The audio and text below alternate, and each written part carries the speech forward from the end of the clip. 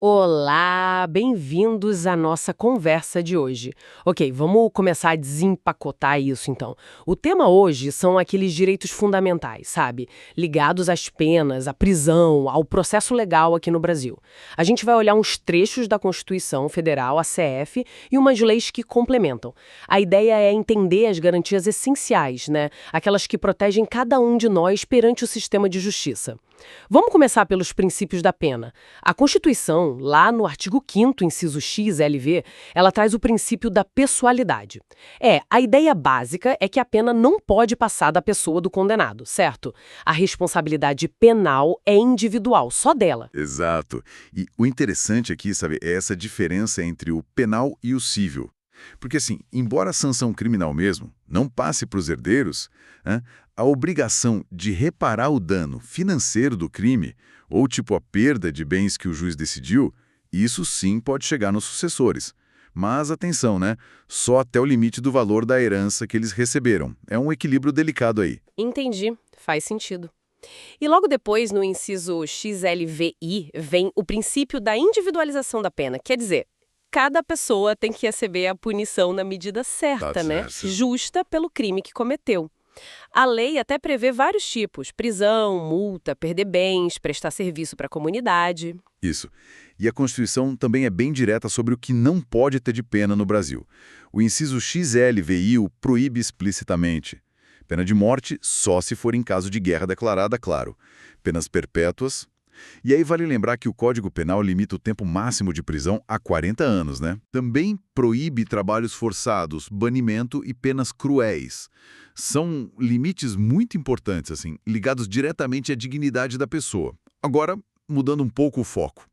Vamos falar sobre a prisão. Aqui a coisa fica realmente interessante. Como é que a Constituição regula quem pode ser preso e quando, exatamente? O inciso LX do artigo 5º define a regra. Ninguém vai preso a não ser em flagrante delito ou então por uma ordem escrita e bem fundamentada de um juiz, né?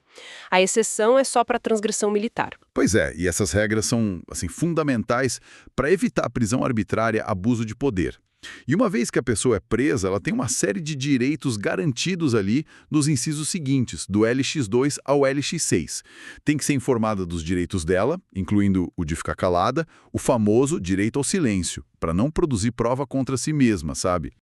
A prisão tem que ser comunicada na hora, para o juiz e para a família ou para alguém que a pessoa indicar. Tem direito à assistência da família e de advogado. Tem que saber quem foi que prendeu ela, se a prisão foi ilegal, tem que ser relaxada imediatamente.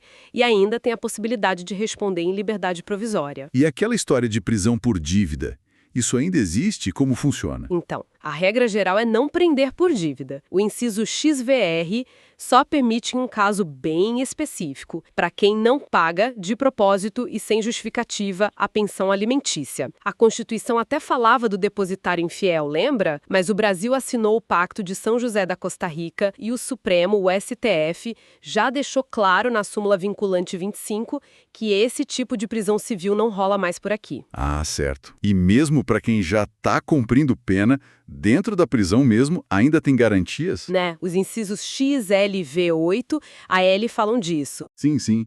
Prevêem que a pena seja cumprida em lugares diferentes, dependendo do crime, da idade, do sexo da pessoa. E aqui, olha só, tem até uma resolução do CNJ, a 348, que fala para considerar a identidade de gênero da pessoa na hora de separar. Também se garante o respeito à integridade física e moral dos presos e condições para as mães poderem amamentar os filhos. Liberdade ou os bens sem um processo justo, que siga a lei direitinho. Exatamente. Se a gente conecta isso com tudo, esse princípio tem um lado formal, tipo seguir as regras do jogo processual, e um lado material, que é buscar uma decisão justa, razoável mesmo. E daí saem outros dois pilares, sabe? No inciso LV, o contraditório e a ampla defesa, ou seja, todo mundo tem o direito de se defender, de apresentar suas provas, de questionar as acusações. Isso vale tanto na justiça quanto em processo administrativo. E tem aquela questão importante das provas ilícitas no inciso LVC. O Código de Processo Penal, o CCP, no artigo 157, até reforça isso, né? Que essas provas obtidas de forma ilegal não valem nada, têm que ser jogadas fora. É uma forma de desestimular abusos na investigação, eu imagino. Sem dúvida. é essencial. E aí vem o importantíssimo princípio da presunção de inocência, ou da não culpabilidade, no inciso LSVV.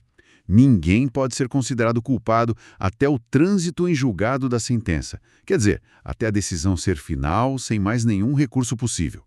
Mas olha, é fundamental entender que isso não impede prisões antes do fim do processo, as cautelares, como a preventiva ou a temporária, desde que sejam, claro, absolutamente necessárias e bem justificadas, como o próprio CPP diz lá no artigo 283. Entendi.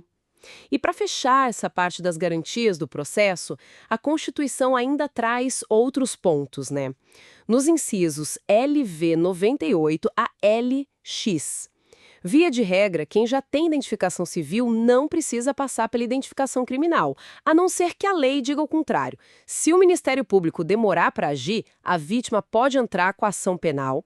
E os processos, em geral, são públicos, para todo mundo poder ver, com exceção só para proteger a intimidade ou se o interesse social pedir sigilo. Então, o que tudo isso significa, no fundo? Basicamente, que a nossa Constituição criou um escudo bem forte para proteger a gente, o indivíduo, do poder de punir do Estado. Né? A pena tem que ser pessoal, ajustado ao caso, a prisão só pode acontecer com regra estrita, com direitos garantidos, e o processo tem que ser justo, garantindo defesa e partindo da ideia de que a pessoa é inocente até que se prove o contrário. São salvaguardas essenciais no Estado democrático de direito. Pois é. E isso leva a gente para uma reflexão final, né? Considerando que a gente tem todas essas garantias tão bem escritas na Constituição, nas leis, como será que a aplicação prática disso no dia a dia do sistema de justiça realmente conversa com esses ideais? Como é que a gente lida com os desafios reais, as complexidades todas, para fazer valer essas promessas da Constituição? Fica aí a pergunta para a gente pensar um pouco.